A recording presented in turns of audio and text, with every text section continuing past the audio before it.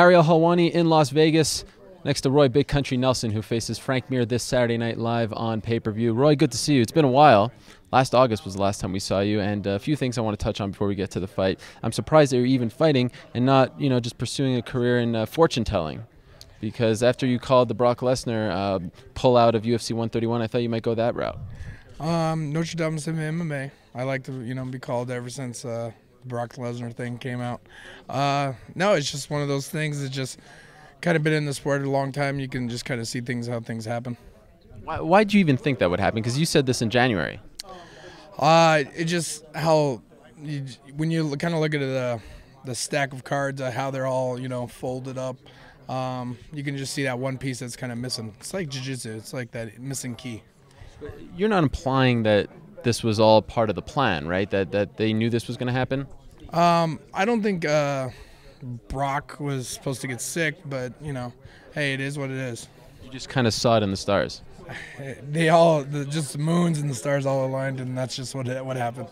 You have said in the past also that your mullet, which is looking great, and I like the gray now. This is a new thing, right? The gray's kind of new, no? The gray's been old. Really?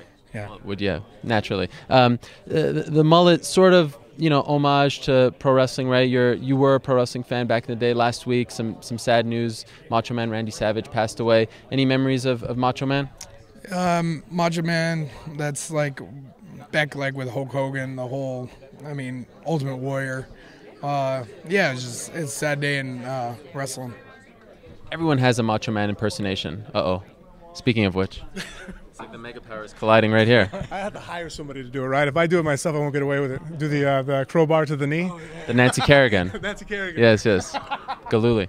Do you have one, a Macho Man impersonation? You know what? Oh, yeah. Yeah, see, I could snap as a Slim Jim. Exactly. All right, so we just saw Frank Mir right there. He's your opponent. People have talked about that no real beef between you two guys. What did you think when they offered you Frank? He at first was a little hesitant to say yes. I'm not in that. I guess would be in that. If you're talking about how the politic thing is, I'm not. I just have to say yes, and just it is what it is. You were supposed to fight in January against Carwin, and then Carwin had to pull out, and you weren't really 100%. Now you're fighting in May. That makes me think that you really weren't even close to 100% when you said yes to that fight, right? No. Well, I got the call to fight Carwin a week after my my surgery. So, and like I said, I'm not in that room. So I just said, yeah, sure, whatever. If that's what you guys want, then we'll do it. I've noticed lately losing your voice or something. What's going on there? No, that's I call it the Canadian flu bug. Oh, really? Yeah. I'm from Canada. I never heard of it. It's when you touch like 3,500 people at UFC 129. Oh, right. Yes, at the expo. You're still battling that. Yeah. It's been a month. I'm not one of those guys that goes to the doctor. Oh, you don't, yeah. Yeah, I got to tough it out. Is it true that you sent him a Whopper for his birthday? No.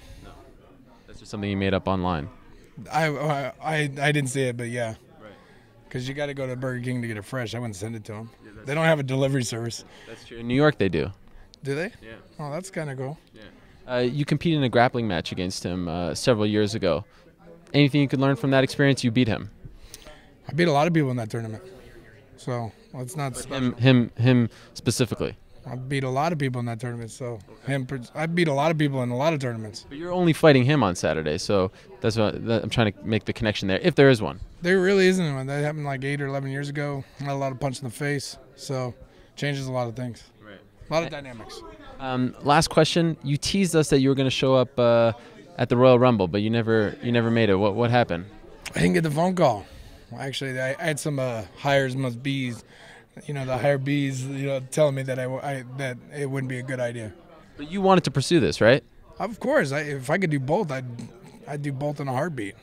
Did you ever really seriously pursue it, and then you were told not to, or did it never really get that far? It was there was a lot of legal battles in between.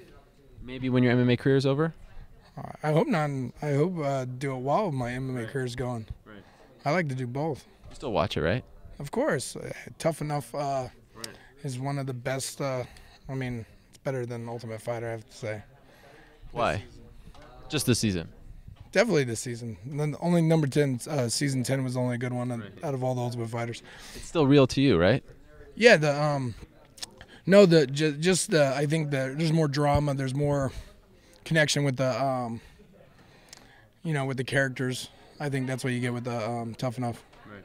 All right. Well, good to see you back. Glad you're healthy, Roy, and we look forward to this one on Saturday night. I appreciate it. What was so funny, by the way? Just nothing. Nothing. Just having a good time. All right. Roy Nelson faces Frank Mir this Saturday night live on pay-per-view.